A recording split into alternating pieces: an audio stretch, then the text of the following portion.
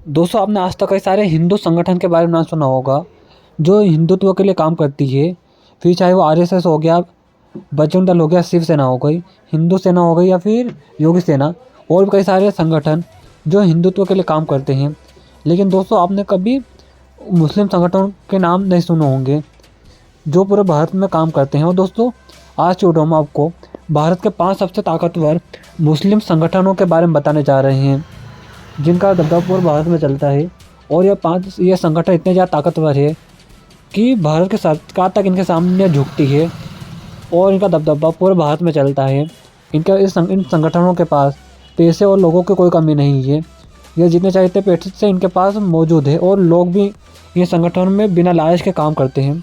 तो आज की वीडियो में आपको उन्हीं संगठनों के बारे में बताने जा रहे हैं। तो दोस्तों, वीडियो अंत तक जरूर देखिएगा। चलिए दोस्तों, वीडियो शुरू करते हैं। भारत के सबसे ताकतवर मुस्लिम संगठनों की लिस्ट में पहला नाम जमीयत उलमा हिंद का आता है। ये भारत का पहला मुस्लिम संगठन था जिसने आज़ादी के लिए सबसे बड़ा आंदोलन किया था। दोस्तों, ये भारत का सबसे ताकतवर मुस्लिम संगठन भी है। दोस्तों, जमीयत उलमा हिंद भारत का सबसे बड़ा संगठन है जिसने भारत में सबसे ज़्यादा मुस्लिम नेता निकाले हैं।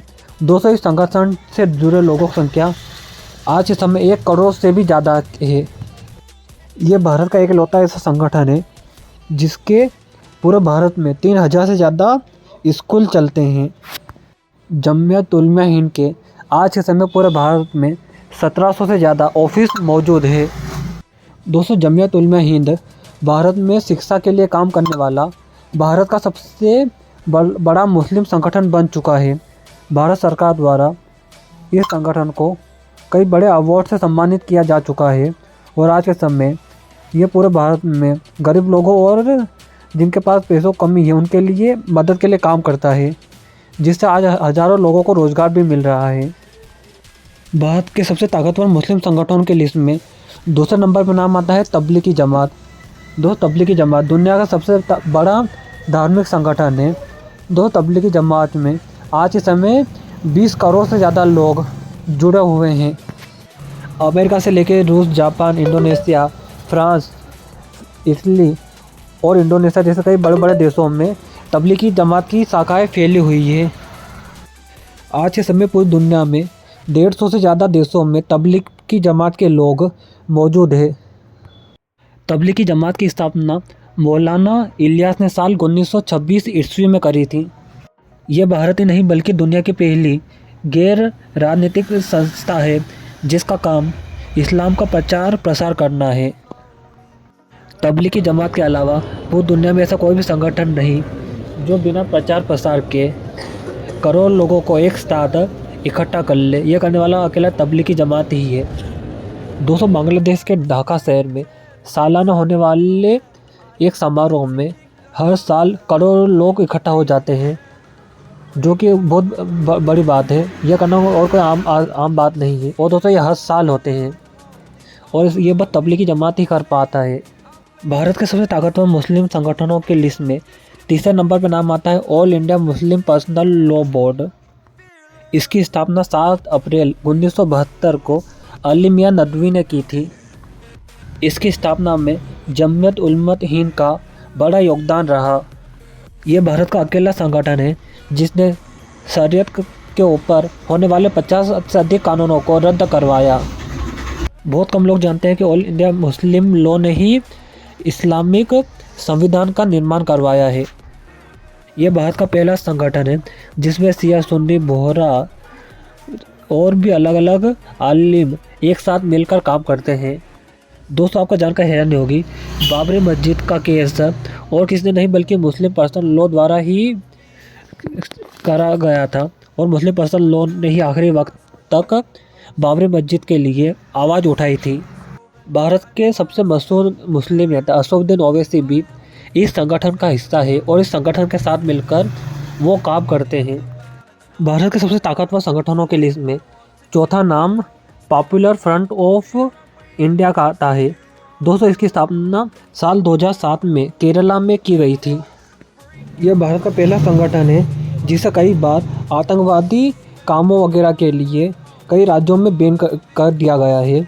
भारत सरकार आने वाले समय में इसे पूरी तरह से ख़त्म करने में लगी हुई है। दोस्तों पीएफआई का केरल और कर्नाटक के राजनीति में बहुत प्रभाव माना जाता है। इसके पूरे भारत में कई सारे स्कूल चलाए जाते हैं। दोस्तों केरल में मौजूद सोशल डेमोक्रेटिक पार्टी की स्थापना पीएफआई ने ही की थी। दोस्तों इस संगठन को मुसलमानों का आरएसएस कहा जाता है। यही कारण है कि मुसलमान इस संगठन से सहमति नहीं जताते हैं। भारत के सबसे ताकतवर संगठनों की लिस्ट में चौथा नाम AIMIM का आता है। दोस्तों इसकी स्थापना साल 1927 को हैदराबाद के नवाबों ने की थी। ये भारत का इकलौता ऐसा राजनीतिक संगठन है कि जिसकी एक आवाज़ पे करोड़ों लोग इकट्ठा हो जाते हैं। यह संगठन दलितों और मुसलमानों को एक साथ लाने का काम कर रहा है।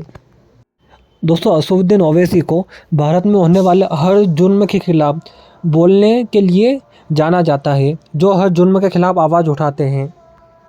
AIMIM के पूरे भारत में 12 स्कूल, 9 कॉलेज और 2 हॉस्पिटल चलते हैं। इसके द्वारा बनाया गया ओवैसी स्कूल ऑफ एक्सीलेंस और दक्कन कॉलेज हैदराबाद के सबसे मशहूर कॉलेज और स्कूल हैं। दोस्तों आज के समय AIMIM के कॉलेजों में आज हज़ारों विद्यार्थी अपना पढ़ाई पूरी कर रहे हैं। दोस्तों इसके अलावा AIMIM अपना खुद का एक सेल बनाने का भी विचार कर रहा है, ताकि बेगुनाह और बेकसूर मुसलमानों का मुफ्त में केस लड़ा जा सके। दोस्तों इसके अलावा भारत में कई सैकड़ों संगठन हैं जो पूरी दुनिया में रहने वाले मुसलमानों के लिए काम करते हैं। दोस्तों आपको जानकर हैरानी होगी, पूरी दुनिया में जो सबसे ज़्यादा मुस्लिम संगठन किसी देश में है तो वो और कोई नहीं बल्कि हमारा देश भारत ही है। और दोस्तों दुनिया का दूसरा सबसे ज़्यादा आबादी वाला देश, मुस्लिम आबादी वाला देश भारत ही है, जहाँ दुनिया के सबसे ज़्यादा मुसलमान रहते हैं। दूसरा नंबर भारत ही आता है। पहले नंबर पर इंडोनेशिया है। पर एक रिपोर्ट के अनुसार आने वाले समय में भारत इंडोनेशिया को छोड़ दुनिया का सबसे ज़्यादा मुस्लिम आबादी वाला देश बन जाएगा। और दोस्तों आप कमेंट में ज़रूर बताएं इन सभी संगठनों में आपको कौन सा संगठन अच्छा लगा, और आप इन किसी में से किसी संगठन से जुड़े हुए हो तो भी ज़रूर बताएं कमेंट करके।